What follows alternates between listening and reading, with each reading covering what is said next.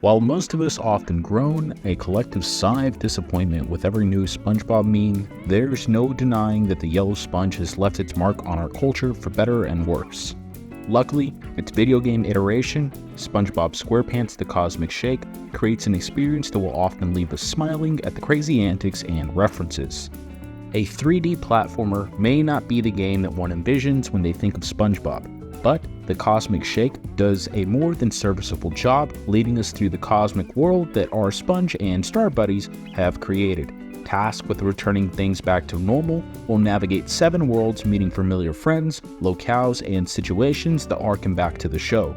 Priced at $9.99, you are getting a full platformer experience with a minimum 5-hour playtime to just get through the main storyline. Hundreds of collectibles, including golden spatulas and skins to sync several hours after, and a fully voiced ensemble of the voices that fans of the series have grown fond of. Regardless of whether you are a fan of the show or not, you'll likely find the journey enjoyable, albeit very predictable. The Cosmic Shake plays like a 3D platformer with a large world for you to explore with several nooks and crannies that house hidden collectibles. Controls feel great, especially when played on a controller, and the skills that you unlock over the course of the journey encourage you to go back and explore previously inaccessible areas. The story of the game is a lighthearted tale of bringing all your friends back to Bikini Bottom after they've been sent to different worlds as a result of something you did at the beginning of the game. Each world has a theme that allows you to see some of the characters act differently from what their caricatures would present on the show. The 7 worlds range from cowboy-themed medieval castle to the Park of Glove World. Each world follows a fairly predictable formula. You'll arrive in search of one of your friends, find that they need something, obtain said something, and then fight a boss.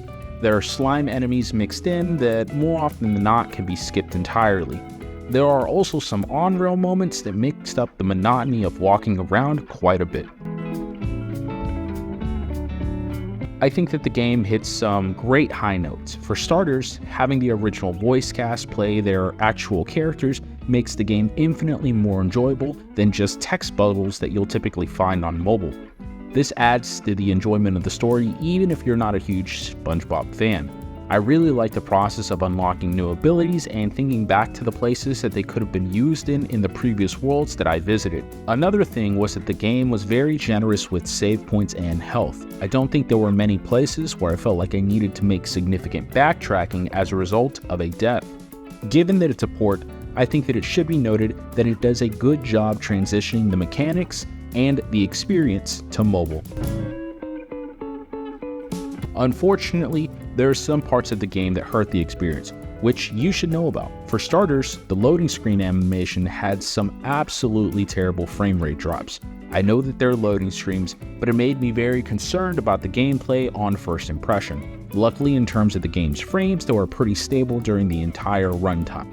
That being said, there were several times during my playtime that I noticed graphical hiccups causing black bars to populate my screen for brief moments. Usually going back and resetting the game resolved this issue. Another problem was that certain parts of the game dragged on a little too long, making the first half of the game feel much longer than the second half. Navigating the previous checkpoints is also not super clear, and at one point I had to teleport back to the beginning of the world instead of teleporting to a previous checkpoint. There are also some bugs such as losing doubloons, but this did not stop you from completing the game. Lastly, it should be noted that you should save your game manually. Very early on, I had an issue where I relied on the autosave function and it caused me to need to re-enter an area where a cutscene had occurred in order to render the next mission. I would like to preface the verdict by saying that there have been reports of the game running poorly on older devices.